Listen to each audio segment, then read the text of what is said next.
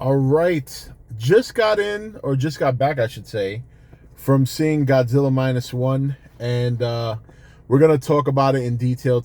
Well, I shouldn't say tonight. I'm gonna say shortly. I'm gonna go live, probably a little after I get home, and we'll talk all about the movie.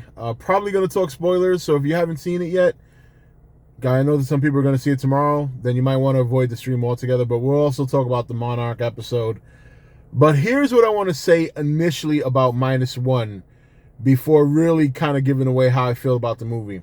When I got out the movie, there were not too many people at the theater. You know, it's pretty early and stuff like that. When I got out the movie, I was walking out and there was a gentleman next to me. It was a black couple, black man, black woman, and the guy looked like he's probably about my age, maybe a little bit older. And he was like, "Man, what a movie!" But boy, I'm sure that had a he was like, I'm sure glad it had, even though it felt sad, he was like, I'm sure glad it had a happier ending. He was talking to his his girlfriend or whatever, or maybe his wife. And he was like, and I overheard him and I said, I looked at him and I said, actually, I'm like, it's one of the saddest endings I've ever seen. And he looked at, he was like, well, yeah. He was like, I it felt sad, but you know, they got back together. They're together. And I was like, actually, there's like 2 to 3 seconds, a 2 to 3 second moment in this movie that nobody's talking about right now that I immediately noticed, and it changed the movie for me. It wasn't a Godzilla scene. In fact, it had nothing to do with Godzilla. Well, it did in some ways, but not directly.